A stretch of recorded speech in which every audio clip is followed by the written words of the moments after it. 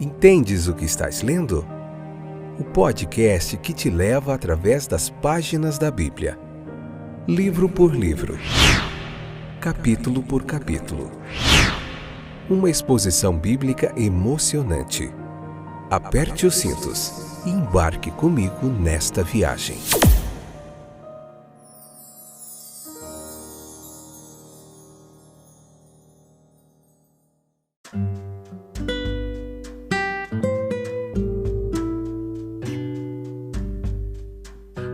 Olá, estou de volta, eu sou o Fábio e esse é mais um excepcional episódio do podcast Entendes o que estás lendo. Continuamos nossa jornada fantástica através do texto bíblico, essa espécie de pregação expositiva que a gente faz aqui, um estudo sequencial capítulo por capítulo do texto bíblico. Marcos capítulo 16, parte 2, episódio de número 503, essa que é a 6ª temporada, esse é o episódio de hoje. Faltam mais 2 episódios, esse 16.2, 16.3, 16.4, para a gente encerrar o livro de Marcos. Que legal! Tudo bem com vocês? Espero que sim. Vamos continuar falando da morte de Jesus e a sua ressurreição ali. É assim que se encerra o livro de Marcos, com um final feliz depois de tudo. Então, nós vemos ali no texto escrito assim, olha, venha, veja o lugar onde o Senhor jazia. E considere comigo, meus queridos, a lição de seu amor, pois foi o seu amor que o colocou lá. Foi o amor que o fez submeter-se às indignidades que, como vimos, foram lançadas sobre ele. O escárnio, o flagelo, o cuspir e o golpe. Foi o amor que o sujeitou aos insultos dos sacerdotes e do povo, a sentença de um juiz injusto, a tortura da morte mais cruel e a desgraça de uma execução ignomínia. Foi o amor que assim o pregou na cruz e o suspendeu naquela madeira maldita, como o espelho da terra e do céu. Veja que assim foi o amor que o amarrou nas vestes da morte, envolveu nas vestes e o colocou na frieza da tumba. Não foi estranho então que o sol sofreu um obscurecimento quando o Salvador expirou, que o céu ficou de luto quando o Senhor da glória entregou o Espírito, ou que a estrutura da natureza tremeu quando o sustentador divino de toda ela morreu. Não era estranho que sepulturas se abrissem, seus horríveis ocupantes surgissem com rosto e forma de esqueleto, entrassem na cidade santa e se movessem pelas ruas em grande solene silêncio ou esvoaçassem como estranhas e temerosas aparições entre a população viva que passava por ali.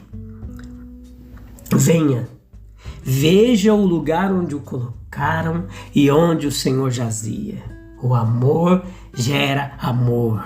Você não amará aquele que assim o amou?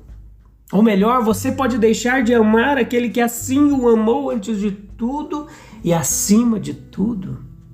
Quem já ouviu falar de um amor assim antes? Ninguém. Tem maior amor do que este, que um homem dê a vida pelos seus amigos. Mas enquanto ainda éramos pecadores e, portanto, inimigos, Cristo morreu por nós. Venha, veja o lugar onde o Senhor jazia e reflita sobre uma terceira lição que nos é ensinada ali. Essa lição diz respeito à luz que é assim derramada na escuridão da sepultura e na tristeza daquela casa escura e estreita. A escuridão reinou em todas as terras da morte antes, mas então a vida e a imortalidade foram trazidas à luz. Buscai a Jesus de Nazaré, que foi crucificado. Ele não está aqui, ele ressuscitou. Eis o lugar onde o colocaram, e marque a honra que lhe foi prestada ali. Meus queridos, mesmo na morte, ele não foi desonrado. Algumas mulheres fiéis, algumas discípulas devotadas a ele, embora abatidas, recusaram-se a acreditar que o passado era apenas uma ilusão, que o presente era apenas um sonho e o futuro era totalmente sombrio. Elas nutriam uma expectativa indefinida. E essa expectativa agora, ela brilhava diante de seus olhos mentais como um meteoro de um momento. E logo desapareceria, deixando a escuridão ainda mais densa. Era uma hora escura para os discípulos de nosso Senhor, mas era a hora antes do amanhecer. Esses poucos seguidores fiéis, no entanto, não cessaram de dar atenção ao corpo e comparecer à sepultura. Mal havia chegado a manhã do terceiro dia, mal havia a estrela da manhã anunciado seu alvorecer, quando a recompensa mediadora começou a ser concedida e a fidelidade da aliança eterna se tornou manifesta. Venha, mais uma vez, e veja o lugar onde o Senhor jazia e como nunca mais poderá ser visto. Ali, ó visão maravilhosa, encontra-se o príncipe da vida. Está dormindo o sono da morte, silencioso e imóvel, como a sepultura onde o colocaram. Satanás exulta, as hostes das trevas celebram, todo o pandemônio triunfa, o inferno não pode conter sua satisfação. Mas ouça, uma voz do céu ecoa por aquele sepulcro selado, é a voz de Deus, e as palavras são ouvidas: acorde, levante-se. Em um instante, as mortalhas caem do corpo sem a ajuda da mão humana. Elas são embrulhadas e cuidadosamente colocadas de lado. O guardanapo cai do rosto, aquele lenço. O fluxo de fluido vital volta a circular pelas veias novamente. Os membros que um momento antes estavam rígidos na morte estão agora em movimento. A forma de carne pecaminosa, de servo e sofredor é deixada de lado para sempre. O Salvador ressurge. Ele se eleva em glória indescritível. Ele se levanta por si mesmo e pelo poder de seu Pai, levanta-se triunfante sobre a morte e o conquistador da sepultura. Os anjos de Deus descem para honrá-lo. Um deles remove a pedra, abre o sepulcro, os guardas tremem e ficam como mortos. A terra treme de alegria sob os pés de seu rei ressuscitado. Toda a natureza veste seu mais belo traje primaveril e se une para celebrar o triunfo do Redentor. Era necessária a ressurreição de nosso Senhor para a justificação. Nós visitamos a tumba vazia, agora podemos indagar por que ele jazia ali e dali ressuscitou. Foi em primeiro lugar para a nossa justificação. Ele foi entregue por nossas ofensas e ressuscitou para a nossa justificação. Por sua morte, diz alguém, ele pagou nossa dívida. Em sua ressurreição, ele recebeu a nossa absolvição. Em outras palavras, a sua morte mostra seus sofrimentos pelo nosso pecado. E a sua ressurreição prova a satisfação feita por meio desse sofrimento. Olha que o significado de sua morte é resumido nas palavras: Deus, enviando o seu próprio Filho, em semelhança de carne pecaminosa e pelo pecado, condenou o pecado na carne. O significado de sua ressurreição é assim: quem intentará acusação contra os eleitos escolhidos de Deus? É Deus quem os justifica, quem os condenará? É Cristo quem morreu, ou melhor, quem ressuscitou, o qual está à direita de Deus. Foi necessário também para a nossa santificação. Plantados juntos na semelhança de sua morte, nós também seremos na semelhança de sua ressurreição. Assim como Cristo foi ressuscitado dentre os mortos pela glória do Pai, assim também devemos andar em novidade de vida. Viver habitualmente em qualquer pecado conhecido e deliberado é negar praticamente que o pecado é a morte.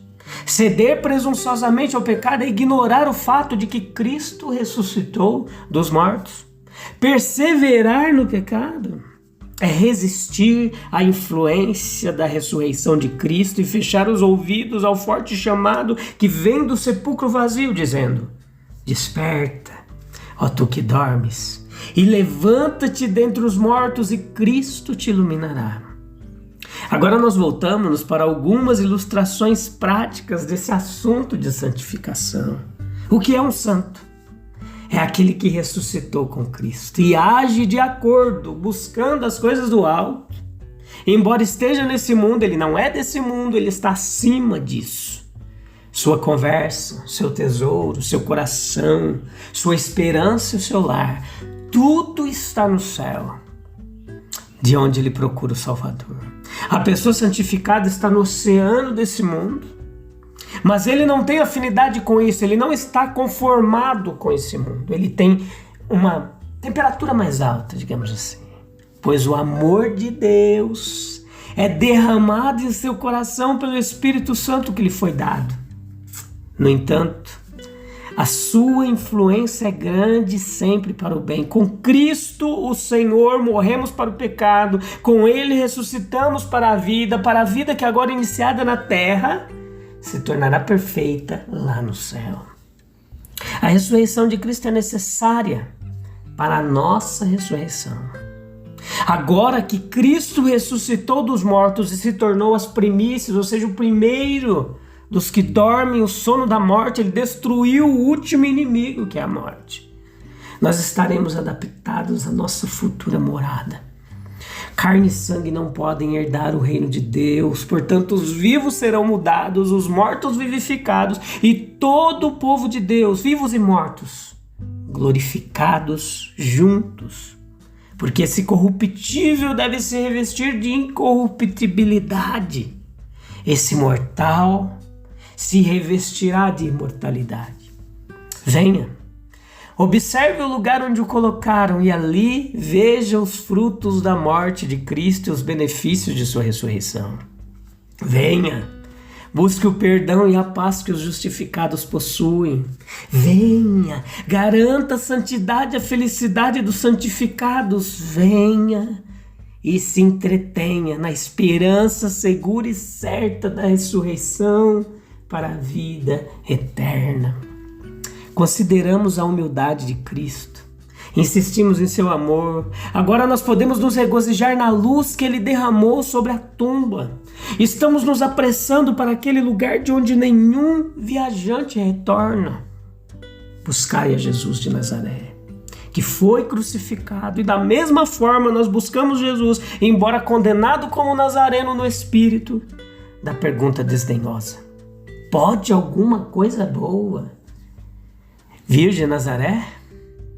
Nós buscamos a Cristo crucificado, embora para o judeu seja uma pedra de tropeço e para o grego uma loucura.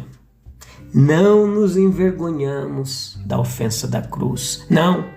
Como Paulo, nós nos gloriamos naquela cruz. O dia foi quando Paulo se gloriou no seu pedigree, pois ele era um hebreu dos hebreus, em sua seita, pois ele pertencia à seita mais estreita da religião dos judeus, sendo um fariseu em sua moralidade e no tocante à lei irrepreensível.